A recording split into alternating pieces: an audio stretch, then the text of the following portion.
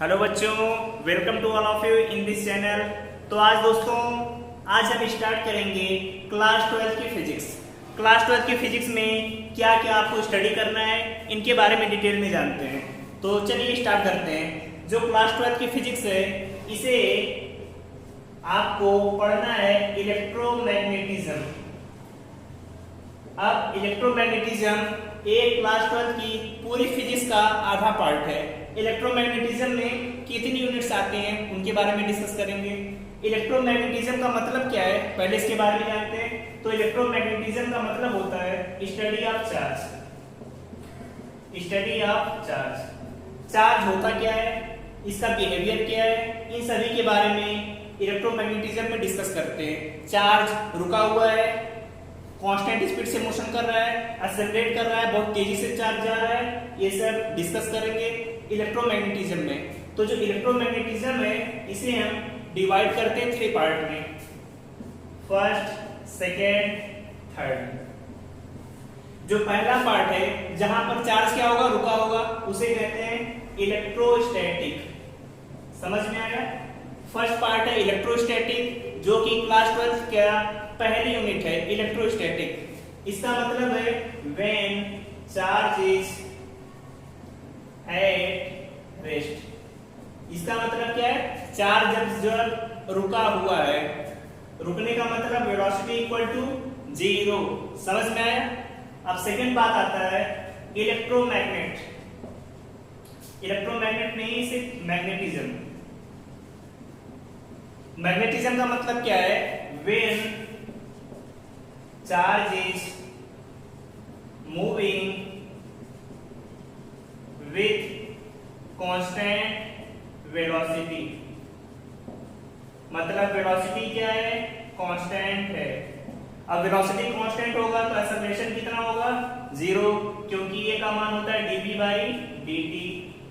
समझ में आ गया सभी को? सेकंड में आपको पढ़ना मैग्नेटिज्म। ये भी आपका क्लास 12 का पार्ट है जिसमें आप मैग्नेटिज्म के बारे में, इंडक्शन के बारे में पढ़ेंगे, एसी डीसी के बारे में पढ़ेंगे। समझ में आया? थर्ड पार्ट आता है इलेक्ट्रोमैग्नेटिक वेव्स। इलेक्ट्रोमैग्नेटिक वेव्स इसे कहते हैं EMW। EMW का मतलब इलेक्ट्रोमैग्नेटिक वेव्स। ये किस कंडीशन में होगा, व्हेन चार्ज इज एक्सेलरेटिंग। इसका मतलब चार्ज बहुत तेजी से भाग रहा है, तब उस कंडीशन में हम कहते हैं इलेक्ट्रोमैग्नेटिक वेव्स। इतना पूरा आपके फिजिक्स का 50% है। इन सभी के बारे में आपको स्टडी करना है। अब देखिए इलेक्ट्रोस्टैटिक में क्या क्या पढ़ते हैं। इलेक्ट्रोस्टैटिक में हमें पढ़ना है electric field, Gauss theorem, electric potential, ये सभी पार्ट हैं इलेक्ट्रोस्टैटिक के। बात करें मैग्नेटिज्म की, तो मैग्नेटिज्म में हम पढ़ेंगे इंडक्शन, एसी करंट, पूरा मैग्नेटिज्म एक किस पर बेस्ड है, मैग्नेटिज्म में। इलेक्ट्रोमैग्नेटिक वेव्स की बात करें तो इसमें हम किस चीज की स्टडी करेंगे, इसमें जो हम स्टडी करेंगे वो गामा रेज, एक्स रेज और जितने टाइप्स की रेज होती हैं जिन्हें हम इलेक्ट्रोमैग्नेटिक वेव्स कहते हैं, इनके बारे में डिस्कस करेंगे। अब हम फर्स्ट यूनिट स्टार्ट करेंगे। फर्स्ट यूनिट है इलेक्ट्रोस्टैटिक के बारे में, और इलेक्ट्रोस्टैटिक में आपको पढ़ना है electric field and electric charge. तो फर्स्ट यूनिट का नाम डालिए सभी, नोट करिए, इलेक्ट्रोस्टैटिक। इलेक्ट्रोस्टैटिक का हम स्टार्ट करेंगे कि इलेक्ट्रोस्टैटिक होती क्या है, समझ में आया? चैप्टर है, यूनिट है आपकी पहली इलेक्ट्रोस्टैटिक। यूनिट है आपकी इलेक्ट्रोस्टैटिक। पहला चैप्टर है आपका electric charge and electric field. Electric charge and electric field. Electric charge क्या होगा, इलेक्ट्रिक फील्ड क्या होगी, इसी के बारे में डिस्कस करना है। तो जब हम चैप्टर को स्टार्ट करते हैं तो पहला मतलब है इलेक्ट्रोस्टैटिक। समझ में आ गया? Charge is in rest. Charge क्या है, पूरी तरीके से रुका हुआ है, कोई मोशन नहीं कर रहा है। अब हम पहले बात करेंगे चार्ज होता क्या है, क्योंकि पूरे चैप्टर में हर जगह चार्ज आएगा, तो चार्ज का मतलब तो पता होना चाहिए। अब बात करते हैं चार्ज की, कि व्हाट इज चार्ज, चार्ज होता क्या है। तो चार्ज को आप नोट कर सकते हैं कि चार्ज किसी बॉडी की इंट्रिंसिक प्रॉपर्टी होती है। नोट करिए, चार्ज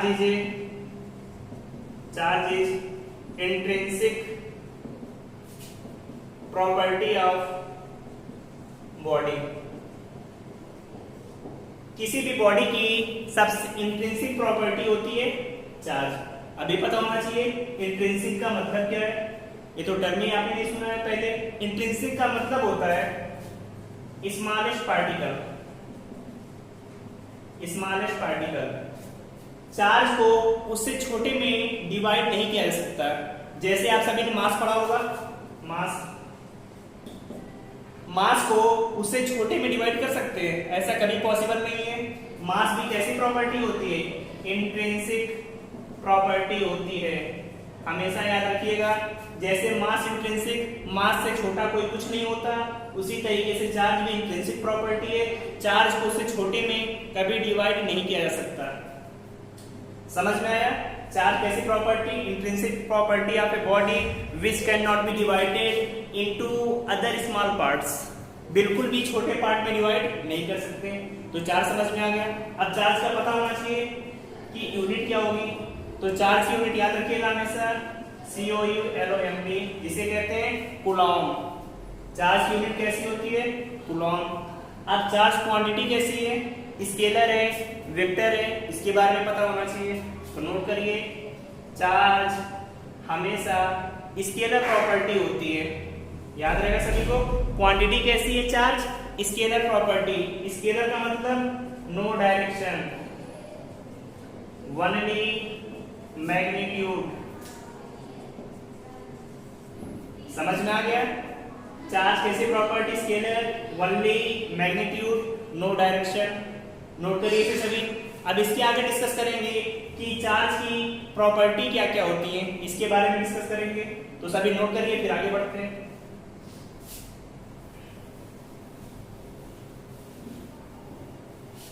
डिस्कस करते हैं कि चार्ज की प्रॉपर्टी क्या क्या होती है, लेकिन उससे पहले जान लेते हैं कि चार्ज टाइप का कितना होता है, कितने टाइप के चार्ज होते हैं। तो नोट करिए सभी, टाइप्स ऑफ चार्ज, कि चार्ज के कितने टाइप्स होंगे, इसके बारे में डिस्कस करेंगे। तो याद रखिएगा, चार्ज के 2 टाइप्स होते हैं। फर्स्ट होता है positive charge, positive charge. Second होता है नेगेटिव चार्ज। समझ में आया? चार्ज के कितने टाइप है, 2 टाइप, पॉजिटिव चार्ज और नेगेटिव चार्ज। पॉजिटिव चार्ज को लिखेंगे प्लस Q से, जो चार्ज का सिंबल होता है Q से लिखते हैं। नेगेटिव चार्ज को माइनस Q से। अब ये पता होना चाहिए कि प्लस चार्ज माइनस चार्ज अगर दोनों को पास पास लाए तो उनमें क्या होगा। तो इसके लिए याद करके रखिए ये सभी, नोट करके, कभी पॉजिटिव पॉजिटिव या नेगेटिव नेगेटिव चार्ज है, इनमें क्या होगा हमेशा, रिपल्सन। अगर सेम टाइप की चार्ज है तो हमेशा क्या होगा, repulsion. Plus plus minus minus, तो हमेशा क्या करेंगे, एक दूसरे से दूर जाएंगे, दोनों को पास लाएंगे तो दोनों दूसरे को दूर धक्का देंगे, इसे क्या कहते हैं, रिपल्सन। फिर बात करते हैं नेगेटिव चार्ज की। नेगेटिव चार्ज का मतलब क्या होगा, एक प्लस है एक माइनस, अपोजिट साइड है, एक माइनस एक प्लस। देख रहे हैं अपोजिट चार्ज है, एक प्लस माइनस एक माइनस प्लस, तो इनके बीच क्या होगा हमेशा, अट्रैक्शन। कि अट्रैक्शन का मतलब अगर एक प्लस को रखा एक माइनस को, तो दोनों आपस में एक दूसरे में खींचेंगे और एकदम पास पास आ जाएंगे। रिपल्सन का मतलब एक प्लस माइनस, एक दोनों प्लस प्लस है, रखने पर दूर दूर भाग जाएंगे। समझ में आ गया? टाइप्स ऑफ चार्ज कितने होते हैं, 2 टाइप के। पहला पॉजिटिव चार्ज, सेम टाइप के चार्ज है, repulsion. Second negative charge, opposite charge है, तो हमेशा क्या होगा उनमें, अट्रैक्शन। अब जो चार्ज है इसकी कंपेयर हम करते हैं किससे, मास से, कि चार्ज और मास में फर्क क्या होता है। तो नोट करिए इसे। आगे बात करते हैं difference between mass and charge. Charge और मास में डिफरेंस क्या होगा इसके बारे में बात करेंगे।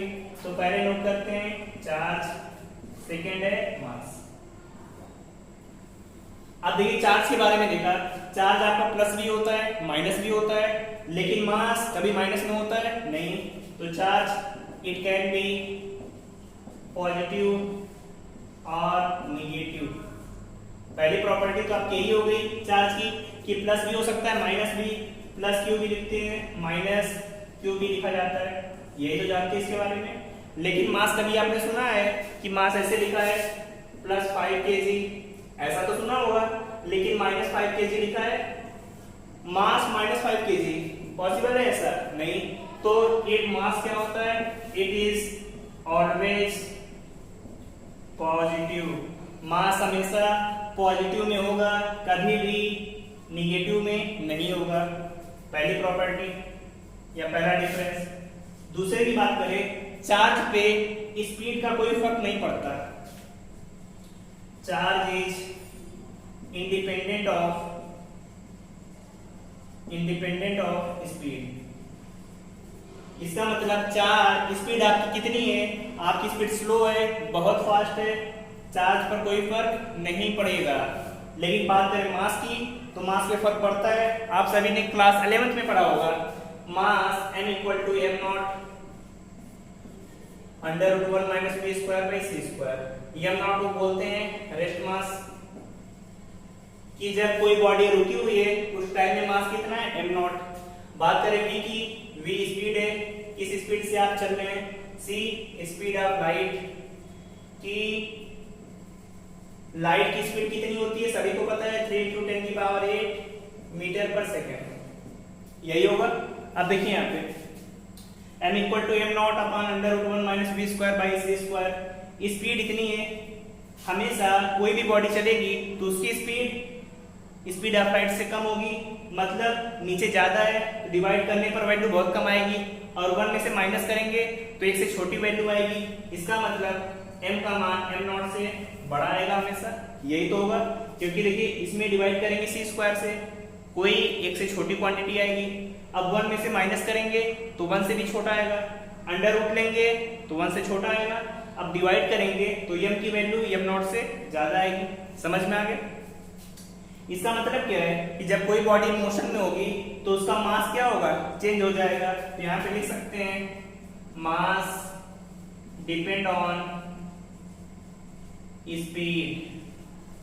मास का मान स्पीड के अकॉर्डिंग चेंज हो सकता है, लेकिन चार्ज का मान कभी भी स्पीड के अकॉर्डिंग चेंज नहीं होगा। याद रखे रहिएगा सभी से, मोस्ट इंपॉर्टेंट पॉइंट है। कंपटीशन में क्लास 12 के बोर्ड एग्जाम में पूछा जाता है कि मास या charge is depend on speed और नॉट। तो हमेशा चार्ज डिपेंड नहीं करेगा, मास डिपेंड करेगा। फिर आगे बात करते हैं कि चार्ज है तो सबसे छोटा चार्ज क्या होता है, उसका मास कितना होगा, उस पर चार्ज कितना होगा, इसके बारे में तो नोट करिए सभी।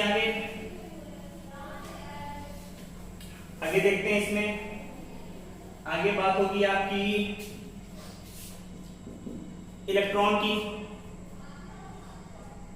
क्योंकि अगर कहीं पर करंट फ्लो होगा तो वहां पर मेन बात होती है इलेक्ट्रॉन की। तो इलेक्ट्रॉन पे आवेश कितना होगा, याद रखे रहिएगा 1.6 × 10⁻⁻19 कूलम। इलेक्ट्रॉन पे आवेश 1.6 × 10⁻⁻19 कूलम। प्रोटॉन की बात करें तो प्रोटॉन पर भी सेम आवेश होता है, लेकिन इलेक्ट्रॉन का आवेश माइनस में होगा, प्रोटॉन पे हमेशा प्लस में होगा। और जब दोनों बराबर होते हैं इलेक्ट्रॉन प्रोटॉन, तो वहां पर दोनों एक दूसरे को न्यूट्रल कर देते हैं। तो प्रोटॉन के बारे में डिस्कस करने से पहले इलेक्ट्रॉन का मास जान लेते हैं कि इलेक्ट्रॉन का मास कितना होगा। इलेक्ट्रॉन का जो मास होता है 9.1 × 10⁻31 किलोग्राम। याद रहेगा सभी को। मास ऑफ इलेक्ट्रॉन नोट कर लिया 9.1 × 10⁻31 किलोग्राम। अब आगे बात करते हैं और भी जितने पार्टिकल है, जैसे मास ऑफ प्रोटॉन तो होता है 1.627 × 10⁻27 किलोग्राम। न्यूट्रॉन की बात करें तो भी लगभग 1.6275 × 10⁻27 किलोग्राम। प्रोटॉन और न्यूट्रॉन का मास लगभग बराबर होता है और जो इलेक्ट्रॉन का मास इससे बहुत कम होता है और मास ऑफ प्रोटॉन को लिखा जाता है 1 AMU। AMU का मतलब होता है एटॉमिक मास यूनिट। समझ में आया? AMU का मतलब 1 AMU प्रोटॉन का मास होता है 1.627 × 10⁻27 किलोग्राम। अब आगे इंपॉर्टेंट पॉइंट है कि जैसे एनर्जी का कंजर्वेशन आप सभी ने पढ़ा है उसी तरीके से पढ़ना है कंजर्वेशन ऑफ चार्ज। तो हेडिंग डालिए सभी, conservation of charge, conservation of charge, conservation of charge. अब कंजर्वेशन का ऑफ चार्ज का मतलब क्या है ये पता होना चाहिए। तो बच्चों देखते हैं कंजर्वेशन ऑफ चार्ज का मतलब क्या है। कंजर्व का मतलब है किसी बॉडी में कोई चेंज ना आना। तो आप इसमें नोट कर लीजिए, total charge of an isolated body remains constant. इसका मतलब क्या है, कोई भी आइसोलेटेड बॉडी है उसका जो टोटल चार्ज होगा हमेशा क्या होगा, कांस्टेंट, उसमें कोई भी चेंज नहीं आएगा। इसे आप ऐसे भी पढ़ते हैं जैसे एनर्जी की कंजर्वेशन की बात होती है तो energy neither created nor destroyed but one form of energy can be converted into another form of energy. उसी तरीके से चार्ज को भी कहते हैं charge neither can be destroyed nor can be generated but one form is converted into another form। याद रहेगा सभी को। अब इस पे क्वेश्चन कैसे आते हैं ये बहुत इंपॉर्टेंट पॉइंट है, इसे याद रख रखिएगा सभी। आगे जब पढ़ेंगे कूलॉम का लॉ तो कूलॉम का लॉ इसी पर कंजर्वेशन ऑफ चार्ज पर ही डिपेंड करेगा। कैसे डिपेंड करेगा वो आपको बाद में बताएंगे, पहले इस पर क्वेश्चन देखते हैं। अभी पढ़ा total charge of A isolated body remains constant, मतलब टोटल चार्ज किसी भी बॉडी पर है उसकी वैल्यू कभी भी चेंज नहीं होगी। आइसोलेटेड का मतलब क्या होता है, आइसोलेटेड का मतलब होता है नो रिएक्शन,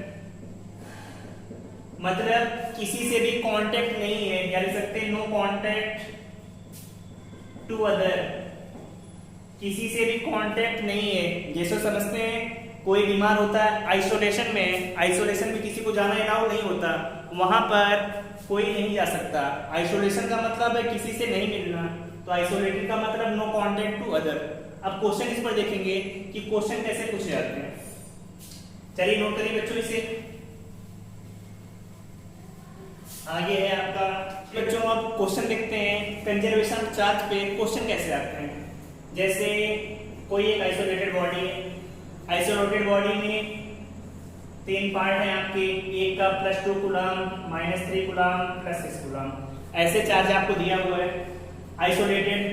फिर इसे बाद में क्या किया, आइसोलेटेड का मतलब अलग है किसी से, बाद में आपने इसे पूरा मिक्स कर दिया, सभी चार्ज को आपस में मिला दिया, मिलाने के बाद फिर अलग अलग किया तो तीनों पार्टों में चार्ज, पहले का चार्ज आ गया +5 -2, पूछा जा रहा है तीसरे वाले का चार्ज क्या होगा। तो कंजर्वेशन ऑफ चार्ज में हमने क्या बताया कि टोटल चार्ज क्या होगा, कांस्टेंट। अब देखिए यहाँ पे कितना है 2 -3 +6, पहले इतना था, बाद वाला भी इतना ही होना चाहिए, क्योंकि कंजर्वेशन ऑफ चार्ज यही कहता है शुरू में जितना था बाद में भी उतना ही रहेगा। बाद में कितना 5 -2 कुछ नहीं है, मान ले इसे x के बराबर है, x के बराबर। अब देखिए यहाँ पे 6 2 8 में से 3 जाएगा 5 में से 2 गया 3 + x, तो x की वैल्यू कितनी आ गई 5 - 3 = 2 कूलम। इसका मतलब मिक्स करने के बाद जो तीसरा चार्ज होगा उसकी वैल्यू कितनी होगी 2 कूलम के बराबर होगी। तो समझ में आया बच्चों कैसे क्वेश्चन करेंगे इस पे। अब 1-2 क्वेश्चन और आपको देते हैं जो आपको सॉल्व करना है, और एक आपकी एक्सरसाइज के लिए है कि आप सॉल्व करके कमेंट बॉक्स में आप बताएंगे कि आंसर कितना आएगा। दूसरा हम बताते हैं जैसे कोई बॉडी है आपकी, यहाँ पे 4 बॉडी है, -3 +7 +8 -2 ऐसे था। बाद में करने पर 1 2 3 4 +7 +3 +8, तो पूछा जा रहा है 4 और लास्ट वाला x है, तो x की वैल्यू कितनी होगी? तो कंजर्वेशन ऑफ चार्ज क्या बोलता है कि -3 +7 +8 -2, पहले जितना चार्ज था टोटल वही बाद में भी होगा। बाद में कितना है? 7 3 8 माइनस और 8 कितना +x। अब देखिए यहाँ पे 7 8 15 में से 5 जाएगा 10, 7 3 10 10 में जोड़ेंगे 18 +x, तो x की वैल्यू कितनी आ गई? इधर ले जाएंगे 10 -18 -8 कूलम वैल्यू आ गई, यस की -8 कूलम। तो इस तरीके से एग्जाम में क्वेश्चन आते हैं और बहुत आसानी से आप कंजर्वेशन ऑफ चार्ज लगा के आंसर निकाल सकते हैं। तो नोट करिए इसे। एक क्वेश्चन आप सभी के लिए देते हैं, सॉल्व करके बताइएगा बाद में कि आंसर कितना आएगा। क्वेश्चन है आपका, शुरू में चार्ज आपका -5 -10 -15 और 25 था, इतने चार्ज हैं। और बीच में बाद में मिक्स करने के बाद +25 -10 +17 और यहाँ पर y, तो y की वैल्यू पूछी गई है। सॉल्व करके सभी लोग कमेंट बॉक्स में बताइएगा कि आंसर इसका कितना आएगा। फिर जिनके आंसर सही होंगे उन्हें हम आगे बताएंगे कि आगे आप क्या कर सकते हैं। जिनका गलत है तो नेक्स्ट लेक्चर में आगे फिर इसके बारे में डिस्कस करेंगे। अब एक इंपॉर्टेंट पॉइंट आता है चार्ज के बारे में कि चार्ज हमेशा क्वांटाइज्ड होता है। तो नोट कर लिए सभी, क्वांटाइजेशन ऑफ चार्ज, कि चार्ज का क्वांटाइजेशन क्या होता है। तो पहले मतलब होना चाहिए कि क्वांटाइजेशन होता क्या है, पहले ये तो पता होना चाहिए कि क्वांटाइजेशन ऑफ चार्ज पढ़ने जा रहे हैं। क्वांटाइजेशन का मतलब क्या है? तो क्वांटाइजेशन का मतलब होता है always available in fixed amount, मतलब कोई भी चीज जो फिक्स हो, जो चीज फिक्स अमाउंट में होगी उसी को हम क्या बोलेंगे? क्वांटाइजेशन। समझ में आ गया? क्वांटाइजेशन का मतलब always available in the fixed amount. अब देखिए इसमें आगे इस पर क्वेश्चन कैसे आते हैं इसके बारे में डिस्कस करेंगे कि always available in the fixed amount, इसके बारे में डिस्कस करते हैं। तो चलिए देखिए, पहले इसकी डिफिनीशन देख लेते हैं कि क्वांटाइजेशन का मतलब क्या है। जब कहीं पर भी चार्ज डिस्ट्रीब्यूट होता है, चार्ज ट्रांसफर होगा, तो हमेशा कैसे होगा? एक इंटीग्रल फिक्स अमाउंट में होगा। तो लिख लीजिए हमेशा charge is transferred always in a fixed integral amount का मतलब क्या है? कोई भी फिक्स वैल्यू जो फ्रैक्शन में ना हो। क्वांटाइजेशन का मतलब है हमेशा इंटीजर में, नॉट इन द फ्रैक्शन। अब देखिए, जब कहीं पर चार्ज को हम ट्रांसफर करेंगे तो फ्रैक्शन में नहीं होगा। तो कैसे होगा? हमेशा चार्ज ±NE के फॉर्म में होगा। Q = ±NE, जहां पर n क्या है? NE नंबर, E का मतलब है चार्ज ऑन इलेक्ट्रॉन। इलेक्ट्रॉन पे कितना चार्ज होता है? 1.6 10⁻⁻19 कूलम। अब Q क्या है? आपका चार्ज है कि टोटल चार्ज की वैल्यू कितनी होगी। इसीलिए जब कभी भी आपने देखा होगा कि जो चार्ज होता है हमेशा ±NE का मतलब n की वैल्यू 1 है, तो ±E ±2E ±3 ±4E हमेशा इस फॉर्म में ट्रांसफर होगा। 1 इलेक्ट्रॉन, 2 इलेक्ट्रॉन, 3 इलेक्ट्रॉन। कभी ऐसा नहीं लिखा रहता कि 2/3 इलेक्ट्रॉन माइनस 2/3 इलेक्ट्रॉन, क्योंकि तो फ्रैक्शन है और ये चार्ज की प्रॉपर्टी है कि चार्ज हमेशा क्वांटाइज होता है। फ्रैक्शन में नहीं मतलब ये वैल्यू नहीं होंगी, हमेशा ये सभी वाली वैल्यू आपकी होंगी। तो क्वांटाइजेशन समझ में आ गया, हमेशा इंटीजर में plus minus, not in the fraction. इसे नोट कर लीजिए। इस पर क्वेश्चन कैसे आते हैं इसके बारे में देखते हैं सभी।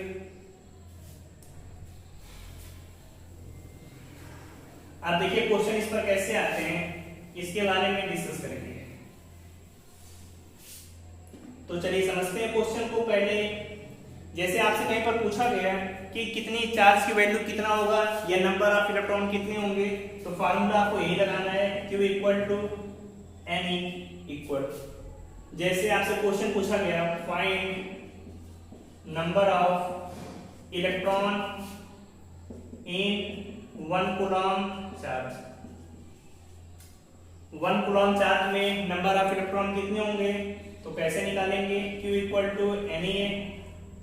Q की वैल्यू दी है 1 कूलम, N निकालना है, इलेक्ट्रॉन 1.6 इंटू 10 की पावर माइनस 19, तो N की वैल्यू 1/1.6 10 की पावर माइनस 19, ऊपर ले जाएंगे 10 की पावर 19/1.6, यही तो होगा।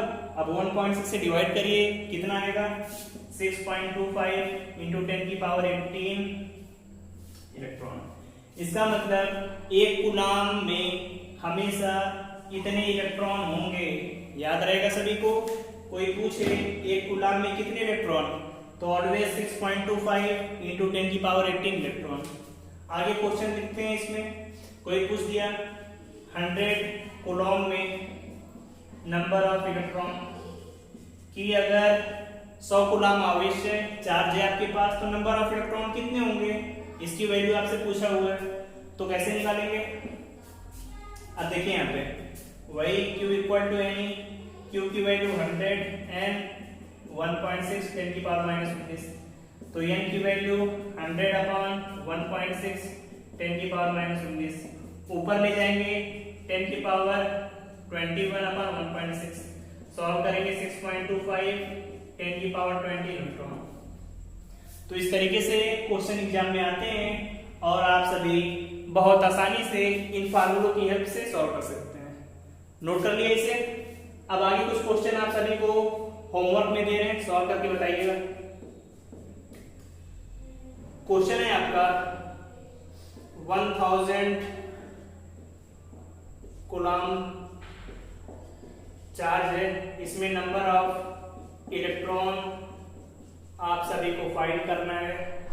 सेकेंड क्वेश्चन है आपका कि 10 की पावर 5 इलेक्ट्रॉन है, 10 की पावर 5 इलेक्ट्रॉन फाइंड चार्ज।